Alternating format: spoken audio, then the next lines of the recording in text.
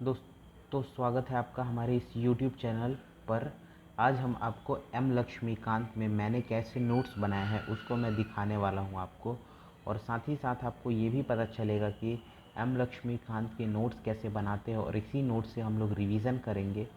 और कोशिश ये रहेगी हमारी कि बहुत कम से कम टाइम में पूरी एम लक्ष्मीकांत के ऐसे ही नोट्स टाइप में आपको मैं एक्सप्लेन कर दूं, जिससे कि आपका टाइम भी सेव हो और आप फर्दर रिवीजन कर सकते हैं। और एक और चीज़, जैसे ही मैं ये फर्स्ट चैप्टर आपको पढ़ाऊँगा, बताऊँगा इसके बारे में चीज़ें, तो इसको आपको प्रीवियस ईयर से कनेक्ट करना है, देखना है प्रीवियस ईयर के कितने क्वेश्चन आपके बन रहे हैं। तो मुझे पूरी उम्मीद है कि पूरे क्वेश्चन बन जाने चाहिए, क्योंकि मैंने इसमें एम लक्ष्मीकांत का समझ लीजिए line by line he explanation इस अपने नोट्स में बनाया है। कोई भी पॉइंट्स आपके छूटे नहीं हुए हैं इसमें। तो आइए देखते हैं पहला क्या है। तो जो फर्स्ट मैंने देखिए यहाँ पे माइंड मैप की तरह मैंने कुछ बनाने की कोशिश किया है। तो एक एक करके हम लोग पढ़ते हैं। सबसे पहले थोड़ा सा यहाँ पे बैकग्राउंड लिखा हुआ है, ये थोड़ा सा चीज़ जानना ज़रूरी है। ये वैसे नॉर्मल चीज़ है, आपको पता भी होगा कि 1600 का वो टाइम पीरियड था जब ब्रिटिश ईस्ट इंडिया कंपनी आती है, और इसी यहीं से ब्रिटेन की पहली बार इंडिया में एंट्री होती है। और वो भी आए थे व्यापार करने के मकसद से आए थे ये लोग। और इनको चार्टर दिया था क्वीन एलिजाबेथ ने। एलिजाबेथ के चार्टर से ये लोग एकाधिकार प्राप्त करके आए थे। एकाधिकार का मतलब होता है एक ऐसा अधिकार पत्र जो कि महारानी ने दिया था, जिससे ये बात का पता चलता है कि जहाँ की महारानी है, मतलब कि महारानी इंग्लैंड की थी, ब्रिटेन की थी। ब्रिटेन की महारानी मतलब ब्रिटेन से और कोई अदर कंपनी नहीं आएगी व्यापार करने, यही था एकाधिकार। अब इसके बाद क्या हुआ, 1667 का वो टाइम पीरियड था जब यहाँ पे देखिए, यहाँ शॉर्टकट का मैंने यूज़ किया है। यहाँ पे है बंगाल, बिहार और उड़ीसा। बंगाल, बिहार एंड उड़ीसा की बात यहाँ पे की गई है। इसकी दीवानी मिल गई। और 1858 जो था वो समय, वहाँ पे ब्रिटिश ताज का शासन प्रारंभ होता है।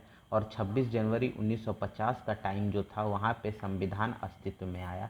तो ये सारी चीज़ें इम्पॉर्टेंट हैं, मुझे लगता है ये समझ में आया होगा। अब 1773 का रेगुलेटिंग एक्ट देखते हैं, इसमें क्या खास बात थी।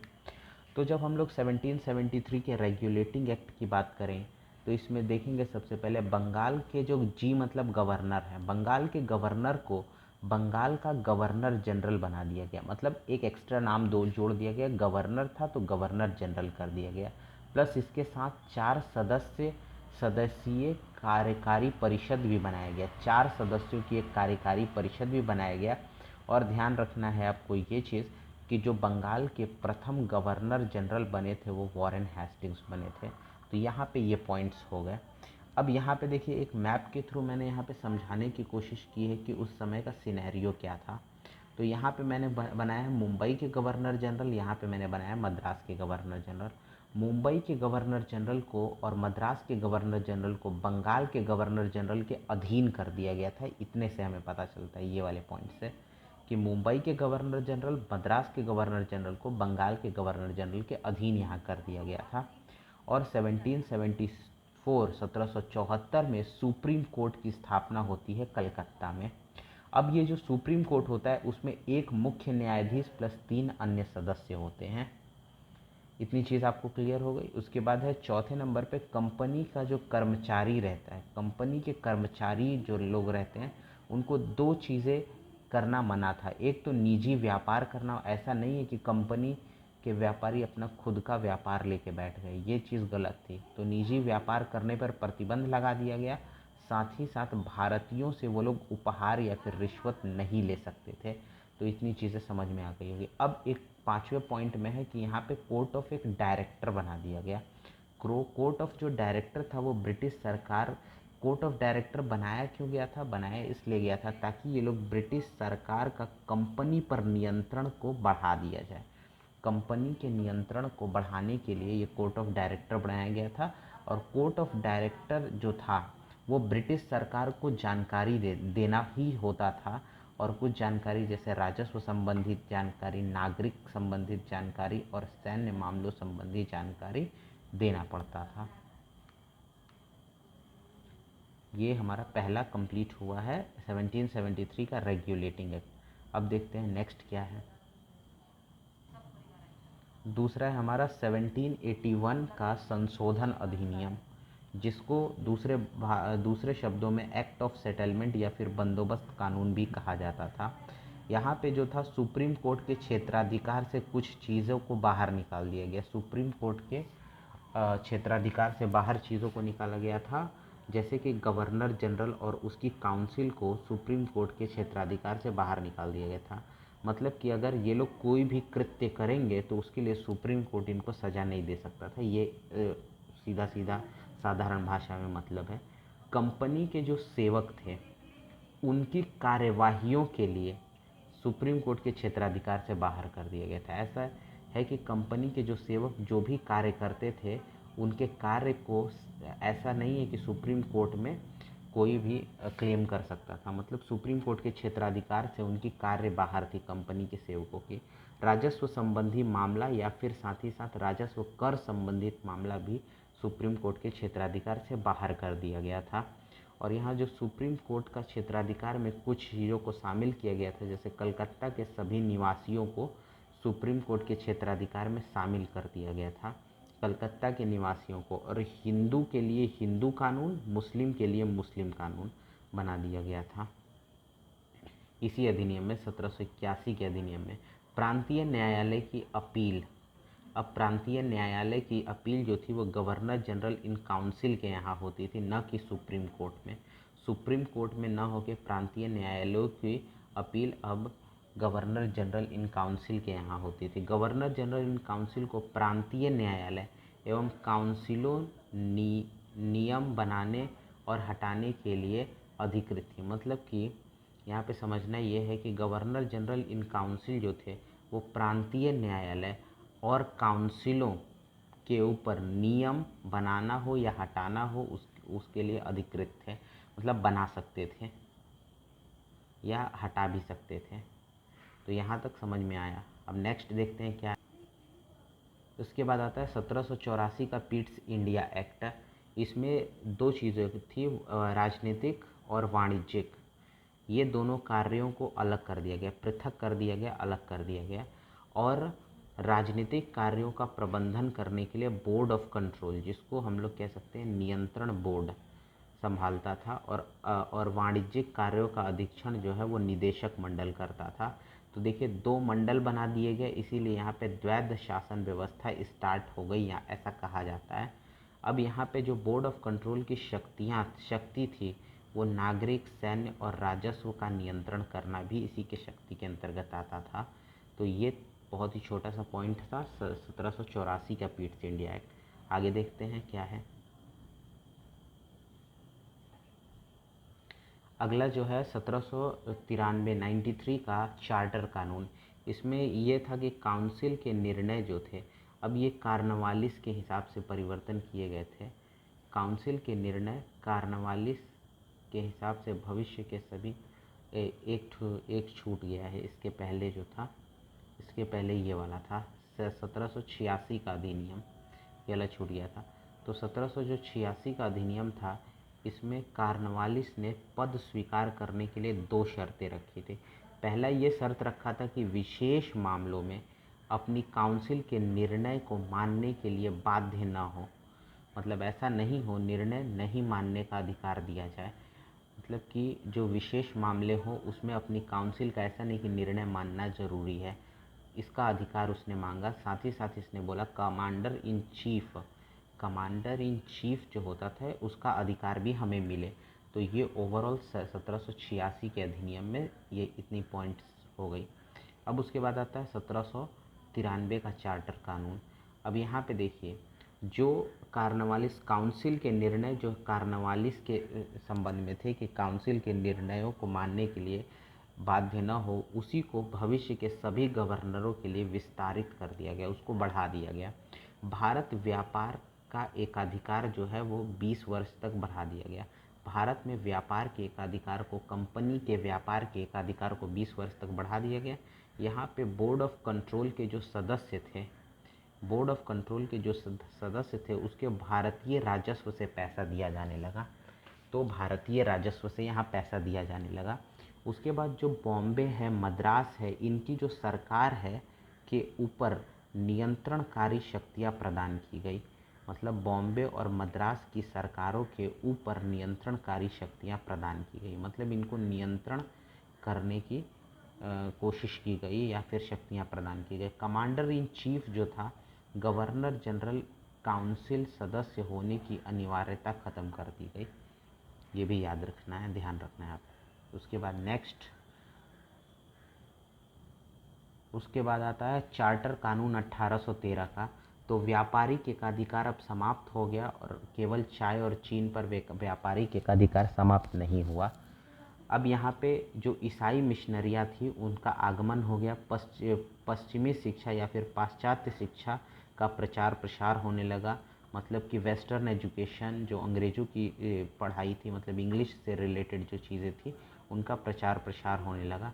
स्थानीय सरकारों व्यक्ति पर कर लगाने, देखिए स्थानीय सरकारों को ये अधिकार मिल गया कि वो व्यक्ति पर कर लगा सकते थे और कर न देने पर उन्हें दंड भी दे सकते थे। तो ये हमारा 1813 का हो गया। उसके बाद आता है 1833 का चार्टर अधिनियम। तो इसमें ये था कि बंगाल का जो गवर्नर जनरल था उसको भारत का गवर्नर जनरल बना दिया गया और पहले विलियम बेंटिक बने 1833 वाले में। अब मद्रास बम्बई जो थी उनकी विधायी संबंधी शक्तियों को ख़त्म कर दिया गया। मद्रास और बम्बई की विधायी शक्तियों को ख़त्म कर दिया गया। विधायी शक्तियों मतलब कानून बनाने वाली शक्तियों को ख़त्म कर दिया गया। पहले बने कानून जो पहले बन चुके थे कानून, उनको नियामक कानून कहा गया और जो नए कानून बने उनको एक्ट कहा गया। अब यहाँ पे व्यापारिक निकाय गतिविधि समाप्त हो गई। व्यापारिक निकायों की गतिविधियाँ समाप्त हो गई।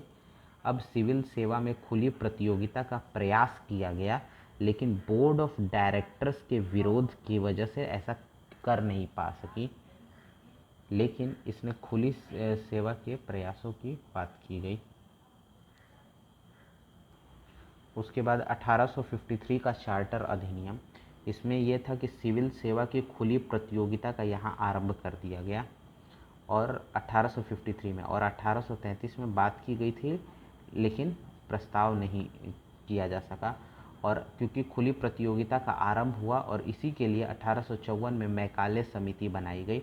गवर्नर जनरल जो था उसको विधायी और प्रशासनिक कार्यों को अलग कर दिया गया। गवर्नर जनरल की परिषद के विधायी और प्रशासनिक कार्यों को अलग कर दिया गया। 6 नए पार्षद बनाए गए, विधान पार्षद जिनको कहा गया। 6 नए पार्षद बनाए गए, विधान परिषद परिषद होगा, विधान परिषद कहा गया।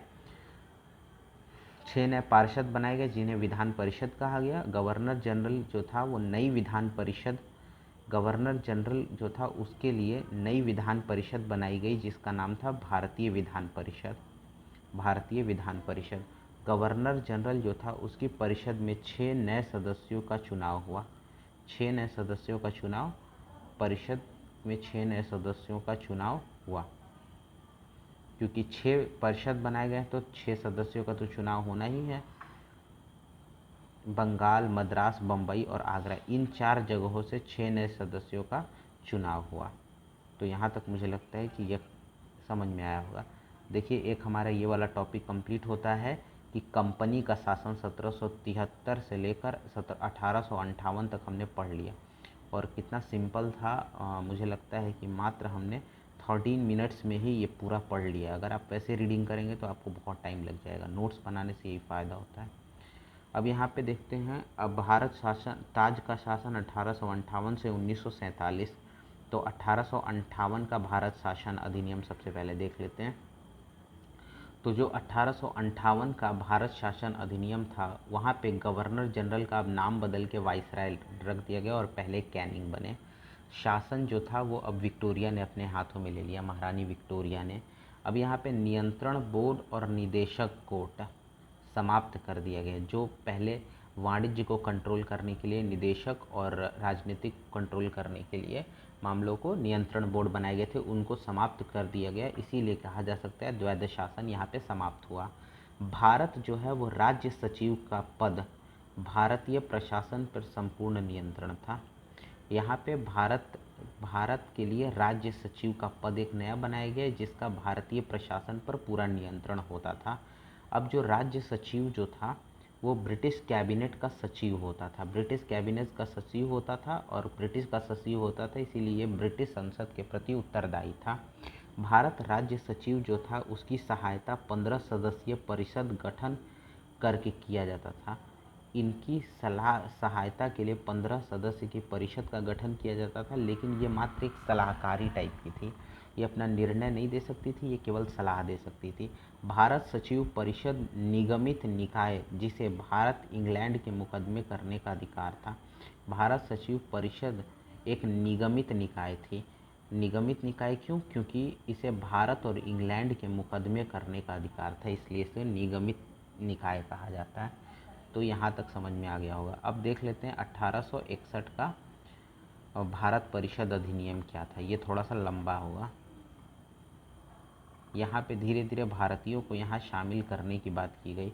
1861 में भारत परिषद अधिनियम भारत का सहयोग पाने के लिए, किसमें? शासन में सहयोग पाने के लिए 1861, 1892, 1909 ये 3 बार कानून बनाए गए थे। क्यों? क्योंकि भारतीयों का सहयोग अब पाना था, क्योंकि 1861 हार चुका था और 1857 की क्रांति बीत चुकी थी, इसलिए अब भारतीयों का शासन में सहयोग पाना ज़रूरी था।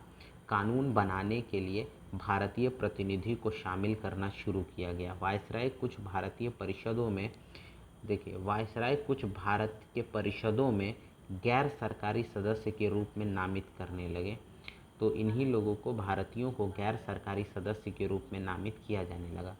1862 में 3 भारतीयों को, जिसमें से बनारस के राजा, पटियाला के महाराजा और सर दिनकर राव, तीनों को विधान परिषद में मनोनीत कर दिया गया। विकेंद्रीकरण शुरू कर दिया गया। विकेंद्रीकरण शुरू कर दिया गया जिसके अंतर्गत मद्रास और बम्बई की विधायी शक्तियाँ उनको वापस से दे दी गई कि अब आप लोग विधान अपना बना सकते हैं। तो विकेंद्रीकरण का मतलब होता है कि जैसे कि सेंट्रल और साथ ही साथ स्टेट को अलग पावर देना, सेंट्रल को अलग पावर देना, मतलब कि नीचे लेवल पे भी पावर जिसको मिल जाती है तो उसी को विकेंद्रीकरण कहा जाता है। तो विकेंद्रीकरण दिया गया जहाँ पे मद्रास और बम्बई को विधायी शक्तियाँ दे दी गई। 1937 में प्रांत को पूर्ण स्वायत्तता मिली। प्रांत, ये क्वेश्चन आता है कि कब प्रांत को पूर्ण स्वायत्तता मिली, तो 1937 में। वायसराय जो था उसको आपातकाल में अध्यादेश जारी करने का अधिकार था बिना काउंसिल की संतुति के, लेकिन उसकी अवधि खाली 6 महीने तक की हो सकती थी। नेक्स्ट, 1859 में जो कैनिंग है उसने एक पोर्टफोलियो प्रणाली शुरू की। पोर्टफोलियो प्रणाली में क्या था कि वायसराय की परिषद का जो सदस्य होता था वो एक से ज़्यादा विभाग संभाल सकता था। कि ऐसा होता था कि लोगों की संख्या कम होती थी तो एक ही व्यक्ति को कई विभाग दे दिया जाता था, और साथ ही ये जो होता था ये वायसराय की परिषद का सदस्य भी होता था। सदस्य होने के साथ साथ कई विभाग संभालता था। इसी प्रणाली को पोर्टफोलियो प्रणाली के नाम से जाना जाता है। अब आगे देख लेते हैं 1859 में कैनिंग ने ध्यान रखना 1859 में प्रारंभ किया था पोर्टफोलियो प्रणाली। अब आगे देख लेते हैं 9th वाला जो पार्ट है उसमें लिखा हुआ है 1859 में कैनिंग ने, ये वाला हो गया 9th, बंगाल और उत्तर पश्चिमी सीमांत प्रांत और पंजाब। बंगाल में 1862 में, उत्तर पश्चिमी सीमांत प्रांत में 1866 में, पंजाब में 1897 में विधान परिषद का गठन हुआ। तो उम्मीद करते हैं कि ये वाला भी समझ में आपको आया होगा टॉपिक 1861 का भारत परिषद अधिनियम। अब देखते हैं 1892 का भारत परिषद अधिनियम। 1892 के भारत परिषद अधिनियम में केंद्रीय और प्रांतीय विधान परिषद के गैर सरकारी सदस्य भारतीय होते थे, उनकी संख्या को बढ़ाया गया, लेकिन बहुमत में सरकारी ही थे। अभी भी सरकारी लोग ही बहुमत में थे, लेकिन गैर सरकारियों की संख्या को भी बढ़ाया गया। यहाँ पे देखिए बजट पर बहस कर सकते थे, लेकिन बजट व्यवस्था जो है 1860 में सबसे पहली बार स्टार्ट की गई, लेकिन बजट पे बहस यहाँ किया जा सकता था। प्लस कार्यपालिका के प्रश्नों पर उत्तर देने के लिए अधिकृत, मतलब कार्यपालिका में जो गैर सदस्य थे वो लोग प्रश्न पूछ सकते थे और उनका उत्तर भी सरकार के सदस्य दे सकते थे। प्रांतीय विधान परिषदों में गवर्नरों को जिला परिषद, नगर पालिका, विश्वविद्यालय, व्यापार संघ, जमींदारों और चैम्बर्स ऑफ कॉमर्स की सिफारिश पर गैर सदस्य की नियुक्ति करने की शक्ति थी। मतलब गवर्नर जो हैं इनकी सिफारिश पर, अगर ये लोग जो जितने का नाम लिखा है यहाँ पे, सिफारिश पर गैर सदस्यों की नियुक्ति गवर्नर कर सकते थे। तो इतना समझ में आया होगा। अब आता है 1909 का भारत परिषद अधिनियम। 1909 के भारत परिषद अधिनियम में समझना है केंद्रीय और प्रांतीय, जो यहाँ पे लिखा हुआ केंद्रीय और प्रांतीय विधान परिषदों के आकार में वृद्धि हुई। केंद्रीय और प्रांतीय विधान परिषदों के आकार में वृद्धि हुई। पहले 16 होते थे, अब 60 कर दिए गए, 16 से बढ़ाकर। प्रांतीय विधान परिषदों की संख्या एक समान नहीं थी। प्रांतीय विधान परिषद की संख्या एक समान नहीं थी। केंद्रीय परिषद जो था उसमें बहुमत जो था केंद्र का था, केंद्र या फिर सरकार का बहुमत, सरकारी लोगों का, सरकारी देखिए दो टाइप के होते थे, सरकारी गैर सरकारी। तो केंद्रीय परिषद में सरकारी का बहुमत था, लेकिन प्रांतीय परिषद में गैर सरकारी का बहुमत था। अनुपूरक प्रश्न पूछना यहाँ प्रारंभ कर दिया गया। अनुपूरक प्रश्न पूछ सकते थे। बजट पर संकल्प रख सकते थे, बजट पर संकल्प भी रख सकते थे। सत्येंद्र सिन्हा, जिन्हें वायसराय की कार्य परिषद का विधि सदस्य बनाया गया था, मतलब कि सरकार के एसोसिएशन में भी भारतीयों को रखा जाने लगा। मुसलमानों के लिए सांप्रदायिक प्रतिनिधित्व का प्रावधान लाया गया, जिसके कारण मिंटो को सांप्रदायिकता का जनक कहा जाता है। इसमें ध्यान रखना है कि मार्ले और मिंटो, मार्ले जो थे वो भारत सचिव थे और मिंटो जो थे वो गवर्नर वायसराय थे, तो इसीलिए इसको मार्ले मिंटो सुधार भी कहा जाता है इस अधिनियम को। उसके बाद फिर है presidency corporation. Presidency corporation chambers of commerce, विश्वविद्यालय और ज़मींदारों के लिए अलग प्रतिनिधित्व का प्रावधान किया गया कि इन सब के लिए अलग प्रतिनिधित्व बना दिया जाएगा। तो उम्मीद करते हैं यहाँ तक ये सारी कॉन्सेप्ट आपको समझ में आएंगे 1919 का। अब बात कर लेते हैं 1909 का। अब 1919 की बात कर लेते हैं। तो 1919 को ध्यान रखिएगा मॉन्टेग्यू चेम्सफोर्ड सुधार भी कहते हैं। मॉन्टेग्यू इस समय भारत सचिव थे और चेम्सफोर्ड जो थे वो गवर्नर जनरल थे। इसको लागू किया गया 1921 में। केंद्रीय सूची, केंद्रीय विधान परिषद कानून, केंद्रीय सूची, केंद्रीय विधान परिषद कानून भी इसे कहा जाता है। प्रांतीय विधान परिषद, प्रांतीय सूची कानून। देखिए केंद्रीय सूची, एक मिनट इसको थोड़ा सा अच्छे से समझिए। इसमें यह था केंद्रीय विधान परिषद में, केंद्रीय विधान परिषद में केंद्रीय सूची रखी जाती थी और केंद्रीय सूची पर कानून बना सकते थे। केंद्रीय विधान परिषद के केंद्रीय सूची पर कानून बना सकते थे और प्रांतीय विधान परिषद के प्रांतीय सूची पर कानून बना सकते थे। प्रांतीय विषय में दो टाइप के आते थे, एक हस्तांतरित विषय, एक आरक्षित विषय। हस्तांतरित विषय गवर्नर के शासन के अधीन रहता था। आरक्षित विषय गवर्नर की कार्यपालिका की सहायता शासन विधान परिषद के प्रति उत्तरदायी होता था। सहायता से शासन होता था और ये विधान परिषद के प्रति उत्तरदायी नहीं होता था, विधान परिषद के प्रति उत्तरदायी नहीं होता था। इसी को द्वैध शासन कहा जाता है। देखिए दो पार्ट में शासन हो रहा है, एक हस्तांतरित विषय को लेकर, एक आरक्षित विषय को लेकर, तो इसीलिए इसको ऐसा कहा जाता था। अब यहाँ पे ध्यान से देखते हैं, भारतीय विधान परिषद में दो सदन भी बना दिए गए, लोकसभा और राज्यसभा, लेकिन इसमें जो निर्वाचन होता था वो प्रत्यक्ष होता था। वायसराय की जो कार्यकारिणी परिषद थी उसमें 6 सदस्य थे। 6 सदस्य में से 3 भारतीय होते थे, जिसमें से कमांडर इन चीफ भारतीय नहीं हो सकता था। यहाँ पे देखिए सांप्रदायिक प्रतिनिधित्व की जो बात की जाए उसको और विस्तारित किया गया और सिख, ईसाई और आंग्ल भारतीय यूरोपियों को पृथक निर्वाचन सिद्धांत दिया गया। ये वाला पार्ट हो गया। उसके बाद फिर यहाँ पे 6 नंबर पे मताधिकार का भी यहाँ प्रावधान दिया गया, लेकिन मताधिकार वही लोग दे सकते थे जिनके पास संपत्ति हो, कर देते हो या फिर शिक्षा हो, इनके आधार पर ही दे सकते थे। लंदन में भारत के उच्चायुक्त का कार्यालय पहली बार इसी अधिनियम में बनाया गया। 1926 में केंद्रीय लोक सेवा आयोग का भी गठन यहीं पे किया गया। और 9th जो है, केंद्रीय बजट को राज्य बजट से अलग भी इसी अधिनियम में किया गया। ये अधिनियम 1919 का अधिनियम है। तो यहाँ तक मुझे लगता है क्लियर हो गया होगा। अब आगे देख लेते हैं कुछ साइमन आयोग, छोटे छोटे पॉइंट्स हैं इसमें। तो जस्ट अ मिनट में इसको सेट कर लूँ। तो यहाँ पे सबसे पहले साइमन आयोग की बात कर लेते हैं। तो नवंबर 1927 में 7 सदस्यों का एक आयोग बनाया गया जो कि भारत आया। सभी इसमें ब्रिटिश थे, इसी बात पे यहाँ पे विरोध होने लगा। और आयोग ने 1930 में अपनी रिपोर्ट पेश की तथा द्वैध शासन प्रणाली, राज्यों में सरकारों का विस्तार, ब्रिटिश भारत के संघ स्थापना एवं निर्वाचन व्यवस्था को जारी रखना आदि विषयों पर उसमें रिपोर्ट प्रस्तुत की गई थी। अब देख लेते हैं उसके बाद, इस रिपोर्ट के बाद भारत शासन अधिनियम 1935 आता है। इसमें टोटल मिला के 321 धाराएँ थी, 10 अनुसूचियाँ थी। अखिल भारतीय संघ की इसमें स्थापना की बात की गई थी।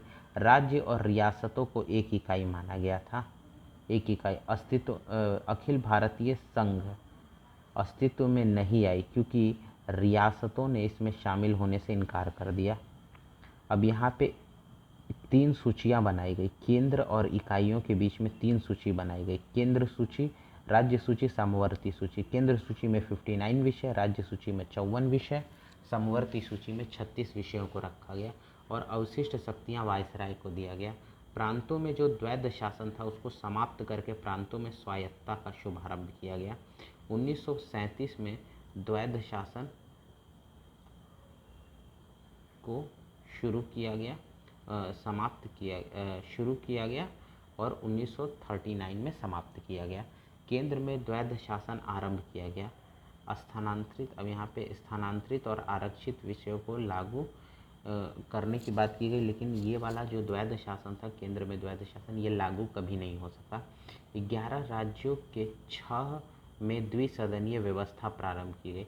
11 में से 6 राज्यों में द्विसदनीय व्यवस्था प्रारंभ की गई, जिसमें विधान परिषद और साथ ही साथ विधान परिषद को रखा गया, विधान परिषद और विधानमंडल को रखा गया।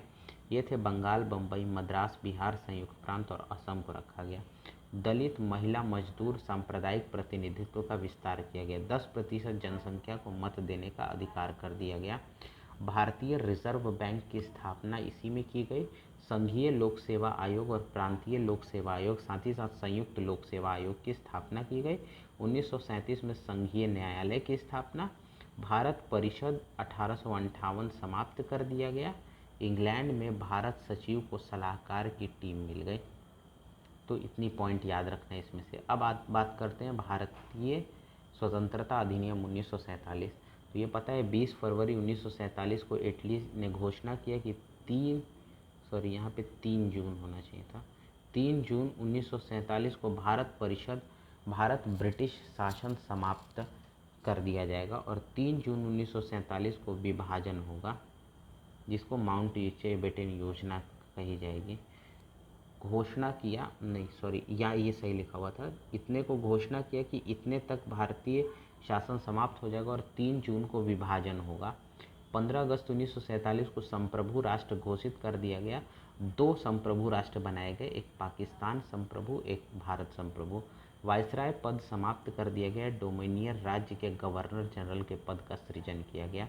नए राष्ट्र की कैबिनेट की सिफारिश पर ब्रिटेन के ताज को करनी थी। नए राष्ट्र के कैबिनेट की सिफारिश पर ब्रिटेन के ताज को करनी थी, लेकिन यहाँ पे संविधान सभा जो था अपने देश के संविधान बनाने के लिए स्वतंत्र थी। ब्रिटेन जो था वो भारत सचिव के पद को समाप्त कर दिया गया। लॉर्ड माउंटबेटन नए डोमिनियन भारत के पहले गवर्नर जनरल रहे और इन्होंने शपथ दिलाई पहले प्रधानमंत्री जवाहरलाल नेहरू को। तो बस यही इम्पोर्टेंट कुछ पॉइंट्स थे। उम्मीद करते हैं कि ये सब अच्छे से क्लियर हो गया होगा, समझ में चीज़ें आई होंगी, और बस इतना ही।